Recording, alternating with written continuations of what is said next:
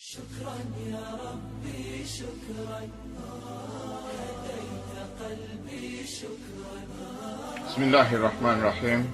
الحمد لله كما ينبغي لجلاله وعظيم سلطانه، وصلى الله وسلم وبارك على محمد بن عبد الله النبي الأمي وعلى آله وصحبه من سار لسيره واهتدى بهديه إلى يوم الدين. أما بعد، kati mbuuzo omulala Shamimu yabuuzizza Obusiraamu bwogera butya ku buwangwa obugaana okufumbira omusajja nga mwedira kimu ne maama w'omusajja. Ekyokuddamu, Allah subhanahu wa ta'ala yatutonda n'atuteeka mu nsi muno, n'atuteekako amateeka n'ebiragiro, n'atuteekako amateeka n'ebiragiro. Allah subhanahu wa ta'ala bw'amala okututonda yatuterawo system kwe tulina okutambulira. Yatwawulamu amawanga n'ebika. Yagamba eri mu surati Hujurat aya 13 nti ya ayuha nnas, yakoola abantu nti ya ayuha nnas inna khalaqnakum min dhakarin wa untha, nabatonda mu abantu nga mbatonda mu musajja n'omukazi. Yatutonda nga atutonda abasajja n'abakazi. Waja'alnakum shu'uban wa qaba'ira, sekyo kyokka nembakolamu amawanga n'ebika. Amawanga n'ebika. Boyinza okugamba nti nations and tribes. Kati nga bwolaba ewaffe Uganda nti Uganda ly'eggwanga, kati mulimu tribes ez'enjawulo. Okusobola okuvunula nti nabatonda amawanga n'ebika. Kati nga bwolaba e Buganda nti tulina eggwanga erya Buganda, tulina Abaganda, naye nga mu Baganda mulimu ebika. Kati Allah subhanahu wa ta'ala atubuulira lwaki yatutonda amawanga n'ebika. Litaarafu, musobole okumanyagana. So si kwewanika na kugamba nti no ffe tusinga ekitiibwa anti ffe tuli bakikagundi. Ffe tusinga ekitiibwa tuli bakikagundi. Wabula just for the sake of kumanyagana. Allah subhanahu wa ta'ala amalayo aya n'agamba nti inna akramakum inda Allahi atqakum. Inna akramakum inda Allahi atqakum. Oyo asinga okubeera ow'ekitiibwa mu maaso ga Allah subhanahu wa ta'ala y'oyo asinga okutya Allah subhanahu wa ta'ala. Omuntu atya Allah subhanahu wa ta'ala y'oyo abeera asinga ekitiibwa mu maaso ga Allah subhanahu wa ta'ala. Allah subhanahu wa ta'ala agamba nti inna Allaha alimun khabir. Mazima ddala Allah subhanahu wa ta'ala ye mumanyi era amanyi bulungi, agoberera bulungi nnyo, ategeera bulungi nnyo ebigenda mu maaso. N'olwekyo mwannyinasi, tewaliiwo mu Busiraamu wokkiririzibwa kugamba nti kino kiri haramu okuggyako nga Allah subhanahu wa ta'ala ye yakugamba nti nno ekyo kiri haramu. Allah subhanahu wa ta'ala yagamba mu surati Nahl, wala taqulu lima tasifu alsinatukum alkadhiba hadha halalun wa hadha haramun. Allah subhanahu wa ta'ala bw'ati wagamba, muleme kwogeranga bintu ebyo ebiyitira ku nnimi zammwe nga bya bulimba. Ebyo ebiyitira ku nnimi zammwe nga bya bulimba bitya hadha halalun wa hadha haram. Ne mugamba nti kino kya halali, kino kya haramu. Litaftaru ala Allahi alkadhiba, ne mubanga muteekako Allah subhanahu wa ta'ala obulimba. Innal ladhina yaftaruna ala Allahi alkadhiba la yuflihun. Oyo yenna ateekako Allah subhanahu wa ta'ala obulimba tagenda kubeera successful nakamu. Allah subhanahu wa ta'ala agamba nti mata'un qalil. Buno obulamu buno obukweyagaza ne bukutuusa n'okugamba nti ekya haramu ng'ate si haramu. Allah subhanahu wa ta'ala agamba nti kaseera katono nnyo ogenda kububeeramu kaseera katono nnyo obuveemu dde gy'ali, naye walahum adhabun alim.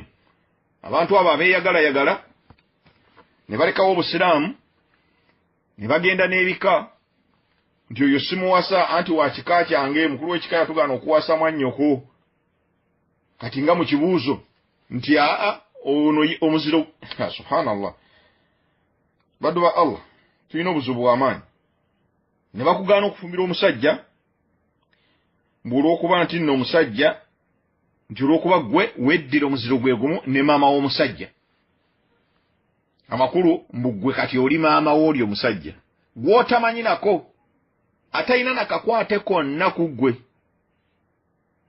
atalina nakakwate konna ku ggwe, naye olw'okuba nti nno muli ba kika kimu. Subhanallah, okukuba kuteeka ku Allah subhanahu wa ta'ala bulimba. Teri yalina buyinza kugamba nti kino kya halali oba kino kya haramu okujjako Allah subhanahu wa ta'ala yekka n'ebyo bye yayisiza ku lulimi lw'omubaka we Muhammad sallallahu alaihi wasallama n'atugamba nti ekyo haramu. Awatali ekyo ebyo byonna tebikkirizibwa. N'olwekyo mwannyinaze, ebyo ebyobuwangwa tubigenderako nga tebikontana na Buyisiraamu. Kasita biba nga bikontana n'Obuyisiraamu tetukkirizibwa kubigoberera. Ngera bwe nayogedde mu bibuuzo ebyakulembedde nti tuli Basiraamu Abaganda, tuli Basiraamu Abaganda, tuli Basiraamu Abaganda so si Abaganda Abayisiraamu. Bwe buba nga Obusiraamu bukukkiriza okuwasa omwana wa taata w'omuto, kati ate olwo oyo stranger. Obusiraamu bukukkiriza okufumbirwa omwana wa taata w'omuto, kati ate oyo stranger tomanyi na gy'ava. Naye olw'okuba nti nno mwembi muli bankima, Sali ne Nassali beewasa bulungi nnyo, beewasa bulungi nnyo. N'olwekyo gye tunaakoma okugoberera ebyobuwangwa ne tusuulawo eby'Obuyisiraamu, then tujja kwekanga nga Allah subhanahu wa ta'ala atusindikidde malayika okutujjamu omwoyo nga tetulina Busiraamu. Tujja kwekanga nga malakul mauti ezza okututwala naye nga tetulina kye tugenda nakyo, kuba Obusiraamu bwaffe twabwonoona dda, tukulembeza byabika, tukulembeza byabuwangwa ku Buyisiraamu. Obusiraamu bwe bwajja ku mulembe gwa Nabbi sallallahu alaihi wasallam, Nabbi sallallahu alaihi wasallam yabeerera e Makka ne Madiina, amateeka nga gakka, baayinanga ebyabwe ebyobuwangwa Abawarabu. Obusiraamu ne bugenda nga bubisunsula ne bujjawo ebyo ebitakkirizibwa ne bulekawo ebikkirizibwa. Kati naffe abamanyi baffe ebyo ebitaakoonwako ku mulembe gwa Nabbi sallallahu alaihi wasallam, abamanyi babitutaggululira. N'olwekyo ekyo tekiriyo nti atokkirizibwa kufumbirwa musajja nga nnyina amuzaala muli ba kika kimu. Ekyo tekikkirizibwa k'okikola oba owakanyiza amateeka ga Qur'an. Kansubire nti nno ekibuuzo ekyo kitegerekese bulungi. Ekibuuzo ekirala era kye twagala okwongerako ku bibuuzo ebyo kye kya Hana. Hana abuuza nti omwana wa maama w'omuto oba owasengaawo Obusiraamu bukukkiriza okumuwasa, naye society gye tuwangaaliramu ebintu ebyo ebitamwa n'eremesa abantu. Kati nze bwe mbanga nkirese oba nga tukirese just lwakuumira wamu society butafuna nkaayana na njawukana, kati abuuza nti bwe tuba tubirese olw'okuumira wamu society, nzikirizibwa ono omwana wa senga wange oba omwana wa mama wange omuto amakulu omulenzi kuba mu Buganda oyo bamuyitira ddala mwannyoko yennyini ate ono bw'abeera mwana wa ssengaawo omulenzi akuyita maama kumanya Abaganda baagenda wala akuyita maama kuba taatawo abeera muyita kkojja kati mwannyoko gwe muzaalo naye abeera naye amuyita kkojja kati gwe omuwala abeera akuyita maama abo Baganda bwe batyo bagamba kati ono mwannyinaze abuuza nti oyo omuntu oyo bw'atyo omwana wa maama wange omuto oba oyo omwana wa ssenga wange omulenzi akkirizibwa okundaba nzikirizibwa okubeera naye awo nga nyambadde ekiteeteeyi amakulu okundaba entumbwe oba emikono oba enviiri oluviiri wange nduswanyiridde bulungi nzikirizibwa okubeera naye awo n'andaba ebitundu byange ebyo amakulu nina kubeera nga neebikkiridde oba nzikirizibwa okubeera naye nga seebikkiridde mwannyinaze ekyo tekikkirizibwa ekyo tekikkirizibwa bw'osoma surati Nuuru aya ya 31 eyogera ku kwambala kw'abakyala aya y'omu surati Ahzab 5:9 n'eno surati Nuuru aya 31 ezogera ku kwambala kw'abakyala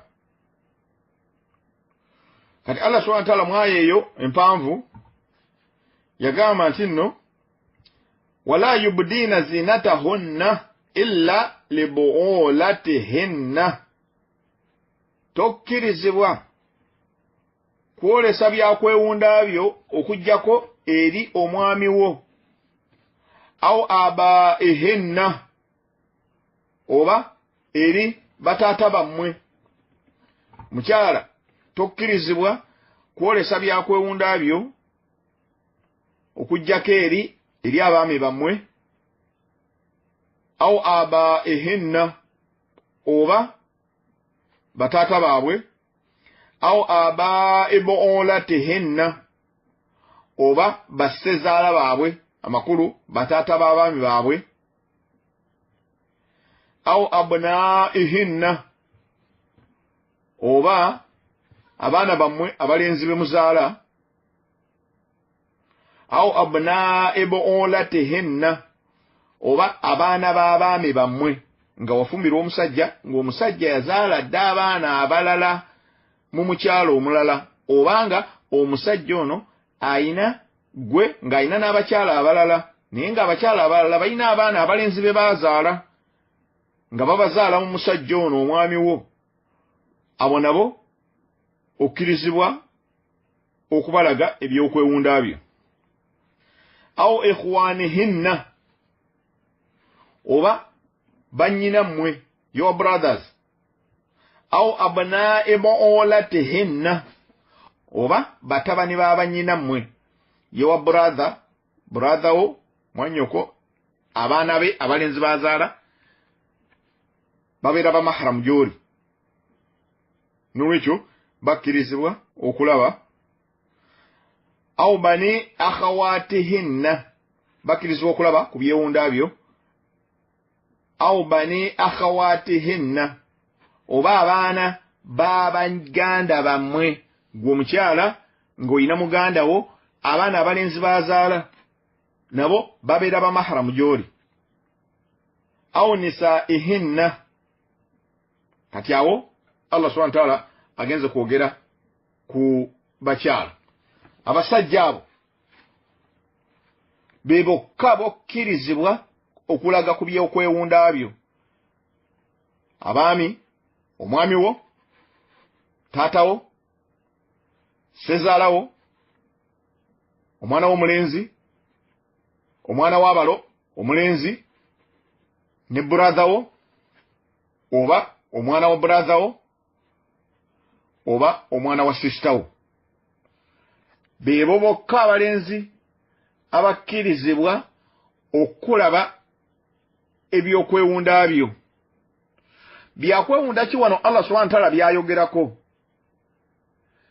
asobola okulaba entumbwe amakulu osobola okwambala ekiteeteeyi nga bwe wagambye n'osanirira oluviiri lwo bulungi nnyo eyalingizizo zotadde ku matu, eby'omu bulago byotadde mu bulago, n'emikono. Khalas bye byokka. Bano abasajja bonna nokolamu omusajja omu yekka omwami wo ye yekka akkirizibwa okukulaba ebitundu ebirala ebisigadde eby'omubiri gwo. Ye yekka akkirizibwa okukulaba nga oli bwereere nga bwe wazaalibwa. Naye bano abalala bonna abasigadde bakoma awo. Ku abo bonna tewali akkirizibwa kulaba mabeere wadde ebisambi. Tubamenye. Allah subhanahu wa ta'ala mu aya eyo agambye abaami, bataata, basezaala, basatu, batabani, mutabani wo, abana, mutabani w'abalo, batano, mwanyoko, your brother, mukaaga, mutabani wa mwanyoko, musanvu, ne mutabani wa sister wo, munana. Abasajja munana onokolamu omu yekka. Bano omusanvu abasigadde bakoma kukulaba ekinene nnyo, ntumbwe, mikono, nviiri ne mbulago wano oba otaddemu ebyokwewunda. Tebakkirizibwa kulaba kukka wansi wa bulago. Kyonna ekiri wakati w'amaviivi n'obulago bwo, ebiri wakati awo ng'emikono ogiggyeko, ebiri wakati awo tebakkirizibwa kubitunulako. Tebakkirizibwa kubitunulako. Ebyo byeyawulidde omuntu omu yekka bw'ati, omwami wo. N'olwekyo olina okwegendereza. Kati abamanyi ku basajja abo bongerako ne bajjajja. Bongerako ne bajjajja. Bajjajja nabo babongerako nti nabo bakkirizibwa okukola bajjajjaawo, azaala taatawo oba azaala maamawo, naye abeera akkirizibwa okukulaba.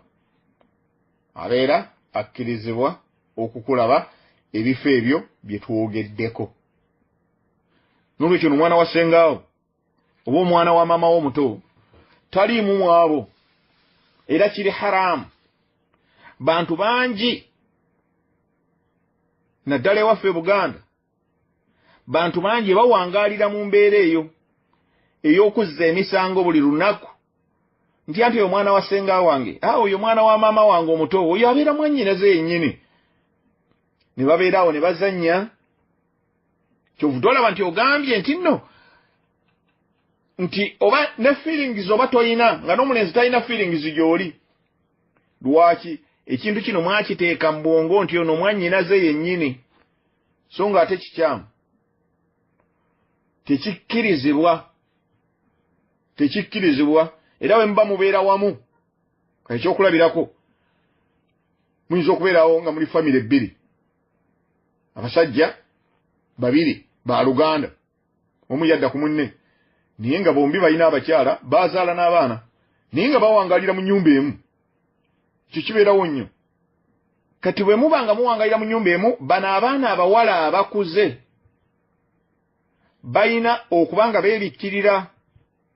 Ebbanga lyonna lye bamalanga, bano abaana abalenzi we bali balina okuba nga beebikkirira. No matter how long, balina okubeera nga beebikkirira. Ekyo bwe tutaakikole, tujja kwekanga nga tuli mu mbeera esingira ddala okuba nga mbi ku lunaku lw'ensonga. Lwaki? Anti okugamba buli lunaku oyina ezzambi erikuwandiikibwako olw'okuba owangaala n'omuntu atakkirizibwa kukutunulako, naye ggwe nga weeyisa naye furiire. Kati ate gwe omukyala nnyini kwolesa bino ofuna omusango. Kati n'oli abiraba naye afuna omusango, ebbanga lyamala ng'akimanyi nti ekyo kiri haramu, naye abeera afuna omusango. N'olwekyo mwannyinaze, Obusiraamu tebukukkiriza kubeera mu mbeera eyo. Wallahu alam wa billahi tawfiq. Wa sallallahu wa sallama ala nabiyyina Muhammad wa ala alihi wa sahbihi wa sallam, walhamdulillahi rabbil alamin. Subhanaka Allahumma wa bihamdika, ashhadu an la ilaha illa anta, astaghfiruka wa atubu ilaik. Ebibuuzo ebirala tujja bifunira akaseera akalala insha Allah. السلام عليكم ورحمة الله وبركاته. نعم، بسم الله الرحمن الرحيم. الحمد لله رب العالمين والصلاة والسلام على رسول الله صلى الله عليه وسلم وعلى آله وصحبه وسلم. أما بعد، omubuuzo mulala Sirajuddin abuuza nti emmere efumbiddwa ku lumbe oba ku dduwa bwebanga endeeteddwa nzikirizibwa okugirya? Ekyokuddamu wa billahi tawfiq nti nedda tokkirizibwa kugirya. Emmere yefumbiddwa ku lumbe ebeera haramu kuba omukolo guli n'ensolo zino zisaliddwa lwaki? Zisaliddwa lwa mukolo guno, ate ng'omukolo guno shiriki. Ziba tezisaliddwa lillah. Ekyo kyonna ekisaliddwa nga tekisaliddwa ku lwa Allah tetukkirizibwa kukirya, kibeera haramu. Kibeera haramu. Kati omukolo guno guli haramu. Olumbe shiriki. Edduwa zino ez'abafu nazo ziri haramu, bid'a, teziriko ndagiriro. Kati emmere yonna efumbiddwa ku mikolo egyo, muganda wange olina kugyewala. Emmere efumbiddwa ku mikolo egyo olina kugyewala kuba eri haramu. Olumbe luno balusalirako ente eziwera, naye nga bazisalira ki? Lumbe luno bazisalira lumbe luno. Ekyo kyokka okuba nti bazisalira lumbe luno, kababe nga bazisamuddeko basimala, ziba haramu. Kuba guno omukolo gwe bagenda okukola baba bagenda kugatta ku Allah subhanahu wa ta'ala ekintu ekirala, n'olwekyo tokkirizibwa kugirya. Abamanyi batukubiriza obutalya mmere y'abakafiiri ku nnaku zaabwe eza Christmas oba Easter. Ku mikolo gyabwe egyo batugaana okulya emmere yaabwe. Sheikh Islam mu kitabo kye Iqtidaa'u Siratil Mustaqim n'omuyizi we Ibn Qayyim al-Jawziyya mu kitabo kye Ahkamu Dhimma, bw'oba obisomye ebitabo ebyo bulungi ojja kusanga nga bakunnyonnyola bulungi nnyo ennamula y'emmere y'emikolo egyo. Kati bwe baba bakuganye emmere y'emikolo gino egy'abakafiiri, simanya New Year's Day, simanya ani. Kati ate ey'olumbe njawulo ki? Olumbe nayo shiriki, tiwali njawulo n'oli akuziza Christmas, wadde nga emikolo gino abantu bagisiramula ne bagifuula emisiraamu, ne bajjawo nti nno twabya lumbe, ne bateekawo nti nno tusaba dduwa. Wallahi omusiraamu nga mwesiga eddiini ye yannyumiza. Olumbe lwe yagendako baamutega akakodyo ne bamutwala mu dduwa. Yagenda okutuuka eyo nga bafulumya kumakya ng'olumbe balufulumya. Awo nga bukya abantu bonna nga tebannawakala. Kati bano abantu abagenda oluvannyuma, subhanallah, bano abantu abagenda oluvannyuma basanga biri byonna byakoleddwa dda, kuba bikolebwa kumakya nga busaasaana. Awo kufajiri mambya weesalira we babikolera ebyo ebyokufulumya olumbe. Abo bonna abamaseeka bwe mulaba abo abakulu abo ab'ennyimbe eno beekweka mu jjubba n'olowooza nti nno bali ku ki? N'olowooza nti nno bali ku mazima. Naye ng'eri ku makya ng'obudde busaasaana baddayo mu bikolwa eby'ekiganda ne bafulumiza ddala olumbe. Omusiraamu ono yakola olutalo lw'amaanyi n'ayomba nabo era n'akyayibwa mu kika lwa nsonga eyo. Eddiini tiyajja kumalawo byaffe bya buwangwa. Allahu akbar walillahi alhamdu. Ekyo n'okiyisa mu kamwako. Eddiini etulekerawo ebyobuwangwa ebitakontana na Buyisiraamu, kyonna ekikontana n'Obuyisiraamu kibeera out. Kuba tugamba nti tuli Basiraamu Abaganda, so si tuli Baganda Abasiraamu. Tuli Basiraamu Abaganda. Eyo kaida mugikwata Abayisiraamu. Tuli Basiraamu Abaganda, so tetuli Baganda Abayisiraamu. Buli lw'obeera Omuganda Omuyisiraamu, ekintu kijja kujja eky'Obuganda nga kikontana n'Obusiraamu okiremereko. Lwaki? Anti okulembeza Buganda. So nga ate olina kukulembeza Buyisiraamu, y'ensonga lwaki tugamba tuli Basiraamu Abaganda. Kyonna ekize mu Buganda nga kikontana ne principle yaffe n'ekulembera ey'Obuyisiraamu tukisuula eri, tetukikwatako. So nga ate ono agamba nti nze ndi Muganda Omuyisiraamu, kitegeeza principle yeesooka Buganda. Era ebintu bingi ebijja okujja nga Bisiraamu abigobe. Lwaki? Anti byonoona eno ennono y'ey'Obuganda. Nolwekyo Basiraamu tuzuukuke. totya kunyiiza bantu ng'osanyusa Allah subhanahu wa ta'ala. Nabbi sasama yatugamba dda oyo asanyusa Allah subhanahu wa ta'ala ng'abantu banyiiga Allah subhanahu wa ta'ala amubeererawo. Wabula ate oyo asanyusa abantu ate nga enanyiiza Allah subhanahu wa ta'ala, Allah subhanahu wa ta'ala amuviira. Allah subhanahu wa ta'ala buli lwakuviira ki ekiddako Iblisi ayingirawo there and then n'abanga yakozesa ya controlling. Kitegeeza obusiraamu bw'obusudde bw'onoogenda ne weetaba mu lumbe ne weetaba mu mikoleegi egy'okufulumya olumbe nga busaasaana obeera okaafuwadde kuba ogasse ku Allah subhanahu wa ta'ala ekintu ekirala anti ogamba nti Allah subhanahu wa ta'ala si yatta. Tufulumye olumbe luno luleme kuddamu kutta muntu mu maka wano. Allahu akbar walillahi alhamdu. Nolwekyo baddu ba Allah, emmere eyo muganda wange gyewale togirya togikwatako. Gyewale togikwatako. Ojja kumbuuza mbi kati ate n'abasoonoonye emmere ngikwate ngisule mu bbiini. Owaye bwe banaakuleetera embizzi onoogirya mbadde ojja gisuula busuuzi. Ojja na kunyiigira nnyo omuntu ono agikuleetedde. Embizzi eri haramu neno nyamanfu naye eri haramu. Emmere eno gye bafumbye nga bagifumbira omukolo ogwa shiriki naye ebeera haramu, equivalent to haramu w'embizzi. N'olwekyo tobuzaabuzibwa. Suula eri.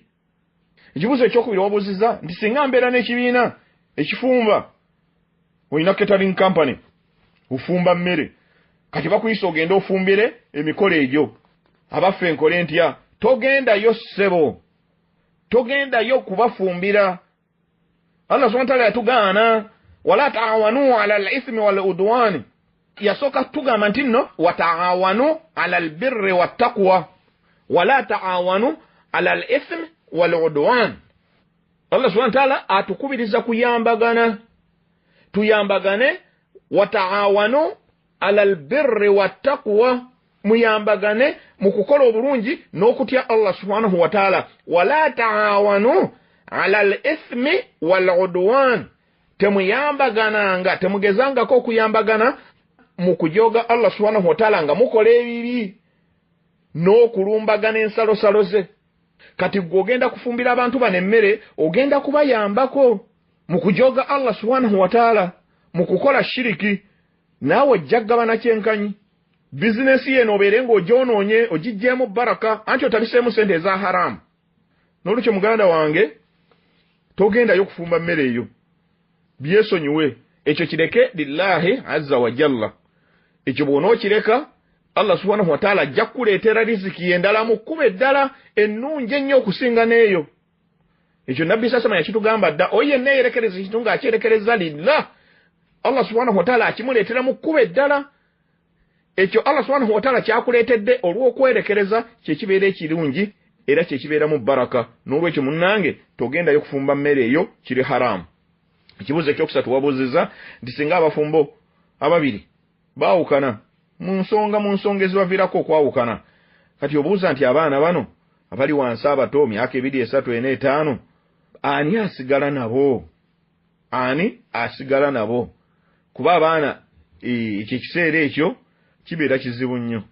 Kati kyokuddamu ku nsonga eyo wabillahi tawfiq nti oluusi obusiraamu butunuulira nnyo omukyalo ono nga yali awula okusigaza abaana bano, kuba yatusinga okutegeera fe abasajja. Omukyalo ono yabeera asinga okutegeera embeera z'omwana n'okumulabirira n'okumujjanjaba n'okumubeezaawo mu mbeera ennungi. Allah subhanahu wa ta'ala yabawa ekitone ekyenjawulo mu kulabirira n'okukuza abaana okusingako ku musajja. Kati batugamba nti omwana bw'aba tannaba kuweza myaka 7, omwana ono asigala na maama we. Wabula ate abamanya bamu ne bagamba nti asigala ne maama we ebbanga lyamalanga omukyalo ono tannafumbirwa. Omukyalo ono bw'aba tannafumbirwa yayina upper hand, yayina right okusigaza abaana bano. Naye omukyalo ono bw'asalawo okufumbirwa, then omusajja aba afunye upper hand okusala noga nti abaana bange nze kamba twale wa maama wange yaba abalabirira, oba nze nja kubeerabirira. Kuba waliwo abasajja abasobola obulungi ennyo okulabirira abaana we bali, nga ye mulungi nnyo mu kulabirira abaana. omukyalo ono bw'asala okufumbirwa ayina right okugamba nti oba ogenze kufumbirwa nedda abaana bange bampe. Eshaliya bwetyo bweramula. Ekirala, eshaliya etunuulira nnyo what is best ku baana bano. Obulungi bwewunzikiddewa maama oba bwewunzikiddewa taata. Kuba eshaliya esobola n'okusalawo era abaana bano ne balekera omukyalo ono wadde afumbiddwa ne beetegereza ensonga, ne beetegereza amaka gy'agenza okufumbirwa, ne basalawo ne baga nti abaana bano kabasigale n'omukyalo ono olw'obulungi obudde eri omwana ono, nga batunuulidde omusajja ono nga tajja kusobola kulabirira baana bano. Nja kuwaayo ekyokulabirako ekimu. Waliwo omusajja naye mukyala we baayawukana. Kati bwe baayawukana ne batandika okusika omugwa, omwana ono asigalewa, agende wa taata agende wa maama. Kati bagendewo omulamuzi n'asoonaga nti omukyala afumbiddwa, omwana agende wa taata we. Kati omulamuzi bwawe namula, omukyala ono n'agamba omulamuzi nti saba omulamuzi, nkusaba obuuze omwana oyo, kuba eri mu process babuuza omwana ono oyagala kugenda wa. Omwana n'agamba njagala kugenda wa taata. So nga ate ebiseera ebisinga obungi abaana bwe bamubuuza oyagala kubeera nani, agamba njagala kubeera na maama. Naye ono omwana bamubuuza nti oyagala kubeera nani, n'agamba njagala kubeera wa taata. Kati omulamuzi n'amumuwa. Kati omukyala amugamba nti saba omulamuzi, nkusaba obuuze omwana ono lwaki ayagala kugenda wa taata. Ekyo nakyo tukimanye. Kati omulamuzi n'awuliriza omukyala kye yamusaba, n'abuuza omwana ono nti lwaki oyagala kugenda wa taata. Omwana yamuddamu n'amugamba nti anti ewa maama, bwe mbeera ewa maama, maama ansindika ewa muwalimu okusoma ekitabo, ate omuwalimu ono ankambuwalira, ambonereza n'okumbonereza nga situukiriza bye yaŋŋambye ekkola. Nti ate ewa taata, nti ewa taata sigenda wa musomesa, sigenda wa muwalimu kusoma, mbeera awo ne neezannyira, nandetera ebyokuzannyisa, ne neezannyira, siinaayo kintu kyonna. Omulamuzi yakyusa ensala ye olw'ebigambo ebyo. Omukyalo ono, omwana ono amukuliza, amutadde ku musingi omutuufu ogw'okumukuliza ku kusoma Qur'ani n'okuyiga eddiini. Ate taata ye mulagajjavu, tafaayo kuteeka mwana ono ku musingi. Kati omulamuzi omwesigwa, omwenkanya, yali alina okukyusa ennamula ye. N'addira omwana n'amugamba nti omwana agende wa maama. Lwaki? Jajja okufuna benefit esinga obulungi ezijja omuyamba kuno ku nsi ne ku akhira. Kati n'olwekyo muganda wange, okusalawo eshaliya kwesalawo oluusi kusinziira ku mbeera ebeeriwo. Naye nga ebikolo, omwana bw'aba nga tannaweza myaka 7 ayina kubeera na maama ebbanga ly'amala nga tannaba kufumbirwa. Abamanyamu bwe batyo bagamba bw'afumbirwa then omusajja abeera ne right ogamba nti nno omwana wange mumpe. Naye wano nga tannaweza myaka 7 tukubirizibwa okumulekera maama yaba amulabirira. Lwaki? Obwetaavu omwana ono bw'ayina bungi nnyo. Obwetaavu omwana ono bw'ayina bungi nnyo eri maama okusinga ku taata. N'olwekyo Allah yasinga okumanya ku nsonga eyo, naye nga ebiseera ebisinga obungi eshaliya etunuulira nnyo circumstances eziri surrounding ensonga y'okwawukana kw'abazadde bano n'eryoka ewa ennamula. N'olwekyo ensonga eyo bwetyo bweyimiridde. Wallahu alam, wallahu waliyu tawfiq. Kati ombuuzo omulala yabadde Eshefarid, olina ebibuuzo 2, naye ebibuuzo bino era byefaanaanyirizaako ebibuuzo bye wabuuza last week nennemu okubyanukula. Ekibuuzo ekisooka ogamba nti suura ki Allah jajja okusoma yawmul qiyama. Ekibuuzo ekyo kyennyini wakibuuza ne nkugamba munnange ekibuuzo sikitegeera era sikiinaako kumanya, siina ansa gye nnyinza kukuwa, era ozzeemu n'okibuuza in the same way. Ekibuuzo ekyokubiri obuuzizza nti nno sahaba ki eyattibwa ne shaitaani. Ekibuuzo nakyo ekyo sikitegeera. Try to simplify it. Bwe lubanga oluganda lwe lukalubeera, try to ask it in English. Ukinnyonnyole bulungi nsobole okukitegeera, oba oli awo bwe nnaakitegeera nja kusobola okwanukula. Kubanga ekibuuzo gy'okoma okukitegeera gy'okoma okuwa ansa eri accurate. Gy'okoma okukitegeera gy'okoma okuwa ansa eri accurate. Saagala nkuwe ansa ejja kubanga tetuukagana na kibuuzo. N'olwekyo nkusaba ebibuuzo byo oddemu obibuuze bulungi. Wallahu alam wa billahi tawfiq wa sallallahu wa sallam ala nabiyyina Muhammad wa ala alihi wa sahbihi wa sallam.